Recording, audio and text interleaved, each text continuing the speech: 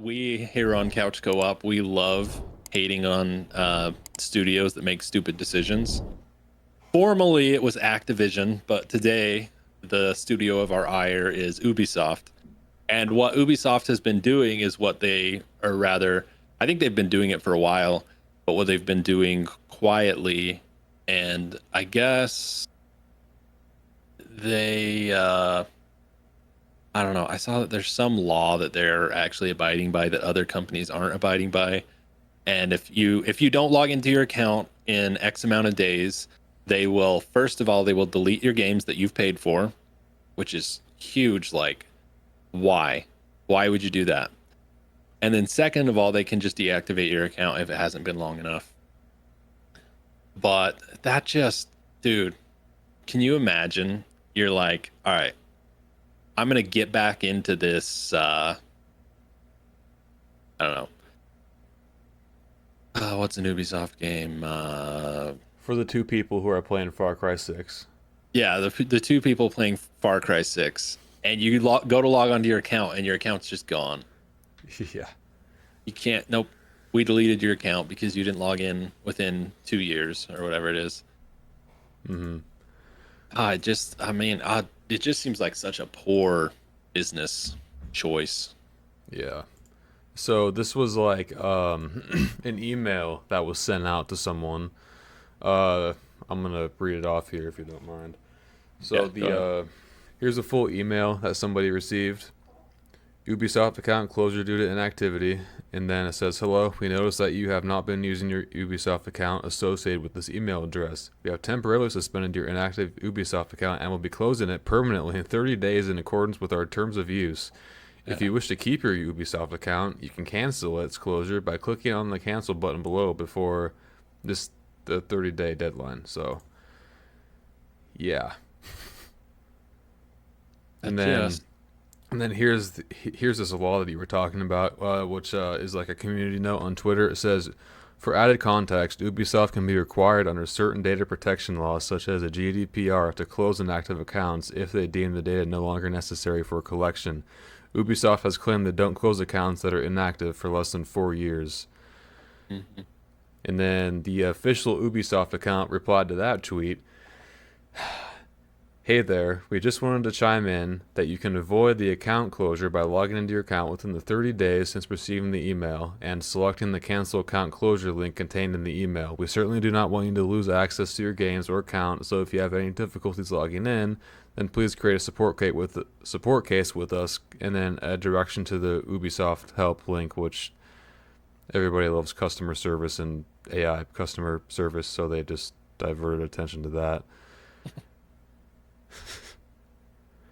And then one one small thing, at Pon a bunch of numbers. I lost my Ubisoft account and all the Ubisoft Steam game I bought are now useless. Then of course the Ubisoft support. If you let the recover account, please contact us via a ticket. Yeah. And we all know how well those tickets work. Oh yeah. But 2,000 yeah, quote tweets and nearly 600 likes on that Ubisoft post. So yeah, they are getting what they deserve right now. that's. I mean, that was kind of my concern too. Is like people are saying, well, you can still buy the games elsewhere. And it's like, no, you can't. Like, you buy a game on Steam, you still have to have your Ubisoft account to play the game online. Like, this isn't like a little issue. It's like if you play any Ubisoft game, I don't know, maybe like Assassin's Creed Valhalla, I don't know. Maybe you can play it offline. So maybe it's not a big deal for that. But I think most of them are live action. Like, you have to be logged into your account to play the games, which hmm is a huge issue. I actually had a personal experience with Ubisoft. Me and my brother would play Rainbow Six Siege together, and fun game. Like, we had a blast on it. We don't play it as much anymore, but I mainly because of this. We hadn't played in about a year. It's been a long time, and we're like, oh, let's jump on. Let's play some Siege. Let's game it up. And we get on there. My brother gets on. I get on there, and my account. So I could log into my account, but my account had been the game had been banned from my account. and I did some research into it, and I couldn't figure out why. And so I'm wondering now, after reading this, it was like a, oh wow, I wonder if that's what happened. Like, but it hadn't been 4 years, so I don't know. But it's just it's a concerning thing that we pay. We pay these big mega corporations a lot of money for their crappy games, and then to find out something like this, it's just so concerning. Hmm. And people are pretty much saying stuff like, "Sounds good. I'll make sure to not buy any Ubisoft products moving forward." Yeah, this is not the year to piss off consumers because No. there's been a lot of that going around. um, and I saw a comment somewhere. I don't remember where it was, but basically they were saying like, this is why the death of physical games scares me so much, Hmm. because you pay for a digital game and it's not yours. Like Yeah. to a you're paying for access to a very limited experience, as we've seen with Warzone 1 or whatever you call it. It's dead. Like you can't play Warzone anymore. In And September. so like, yeah, well, right, but yeah, like it's effectively dead, and they can do that with anything. So It's kind of funny that this happened today, actually. Or well, a few days now, but um, in the past few days, also it was revealed that there's going to be a WandaVision Steelbook released.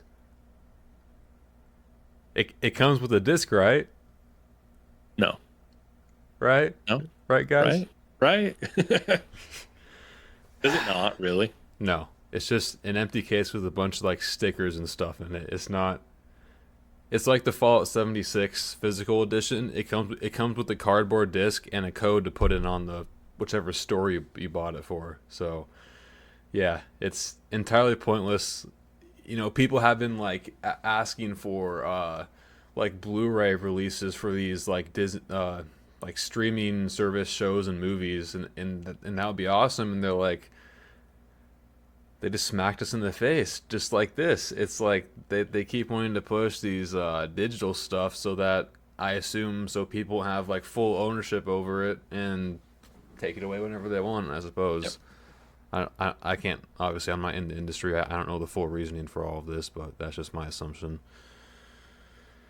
Yeah, I mean, I think that's a big push in any of the industries. Gaming, just entertainment in general, getting the physical copy away from people because it's easier to pirate and distribute that way. Which, I mean, I guess would be frustrating if you were trying to make a buck, but this isn't Hmm. the right way to do it. Like this, it's so anti-consumer. Yeah. it just reeks of Bobby Kopak or whatever his name is wanting more money in his pocket.